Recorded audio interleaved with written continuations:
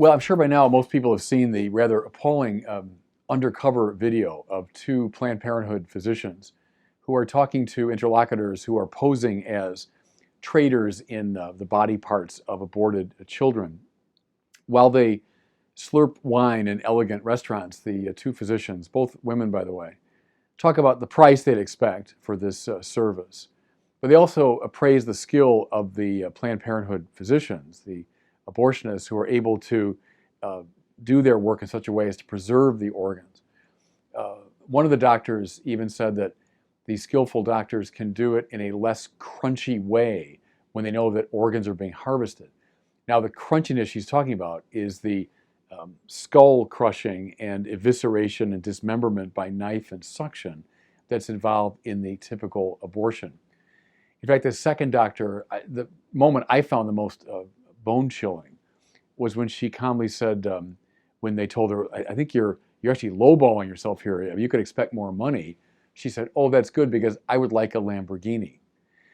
Now, it's easy enough to criticize the morality of these two physicians, the rather striking way they combine both violence and greed.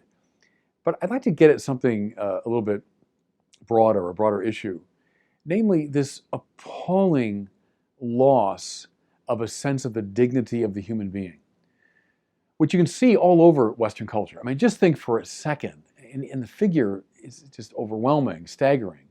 The more than 40 million abortions in our country alone have taken place since Roe v. Wade, under full protection of American law. Or think of the prevalence now of euthanasia and laws in that direction.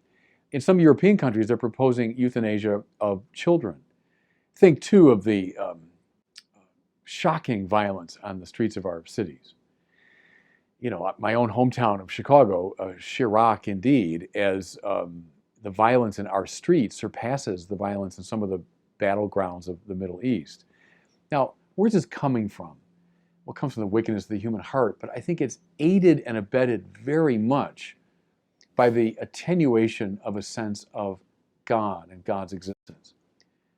Do not believe the atheists when they say this is some sort of liberation for the human race, or that this is a kind of intellectual parlor game, whether you believe in God or not. Belief in God has enormously important consequences. Now, why do I say that?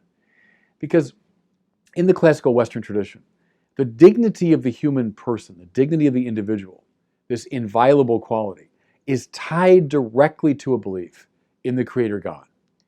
Human beings are the subjects of inalienable rights precisely because they've been created by God and are destined for eternal life on high with God. Now, I used on purpose Jefferson's language there of certain inalienable rights, as he himself quite rightly saw, endowed by their Creator with those rights. All men are created equal, Jefferson adds. Now, mind you, if you take the Creator God out of the picture, what's going to happen is a sense of human dignity very quickly evanesces. Look back at the classical world. Look at Cicero, Plato, Aristotle, many others. Now, they had a sense of God. I'll grant you that. They had a sense of the divine. But it wasn't the Creator God. It wasn't the Creator God who grounds human dignity. So what do you find in those systems? Well, you find rights and freedom, equality belong to a privileged elite. Certainly true in Plato. Think of the three levels of society.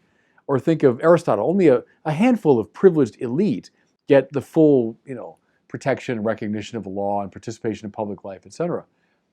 Most people in classical society are relegated to a very denigrated level, and slavery is seen as something altogether legitimate.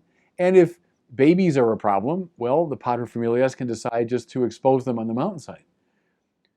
Now, flash forward to the last century, to relatively modern times, when in the great totalitarianisms of that century, when God's existence was explicitly denied or marginalized, what did you find? You found a gross violation of human dignity. Human beings killed in their tens of millions, treated as little more than vermin. Now, I realize some people have tried to ground human dignity in something other than God, but those attempts, in my judgment, are always a failure. For example, some say, well, look, the human beings have this dignity in the measure that they have, high intelligence, They have capacity for a friendship, they have creativity, imagination, etc. Well, fine, until those qualities are weakened, or those qualities are compromised, or in some cases eliminated altogether. Then what happens? Then human beings become dispensable. Doubt me? Look all around our society. Look in all sorts of directions. You see people pushing along that line. Or some people say human dignity really is a function of our intense feeling toward our fellow human beings. We have a sentimental attachment. Well, again, fine. Human beings do indeed awaken intense feelings, but then what happens when those feelings go away? Feelings, are like the wind. They sort of come and go. What happens when you lose your sense of sentimental attachment to someone? Now, look again at the totalitarianism of the last century. Read some of the memoirs of executioners in places like Dachau and Auschwitz, and you'll hear, after a while, they lost all fellow feeling. They lost all sentimental connection, and they began to see their fellow human beings as little more than insects, or rats. Sentimentality is not going to ground a sense of human dignity. It comes from a vivid sense of God. When that goes, human dignity is right behind. For the past 200 years, atheists from Feuerbach through Christopher Hitchens have been arguing that atheism will result in the liberation of the human race. And I would argue precisely the contrary. What happens when God is eliminated is human beings become, in very short order, objects among other objects. And when that happens, they will be manipulated by the most powerful. The most powerful in the society. Again, think of the abortionists with their in their fancy restaurant. The most powerful in the society will quickly move into the place of God and will manipulate human beings for their advantage. In the measure that people in our society still talk about the irreducible dignity of the individual, I want them to pause and think, because they are standing, whether they like it or not, or know it or not, on biblical foundations. Try to make that argument on anything other than a strongly biblical foundation. It's going to fall apart. So when those foundations are shaken, as they increasingly are today, then a culture of death will follow just as clearly as night will follow the day. If God disappears, human dignity disappears. And once that disappears, why not trade the inner organs of aborted infants for a nice Lamborghini?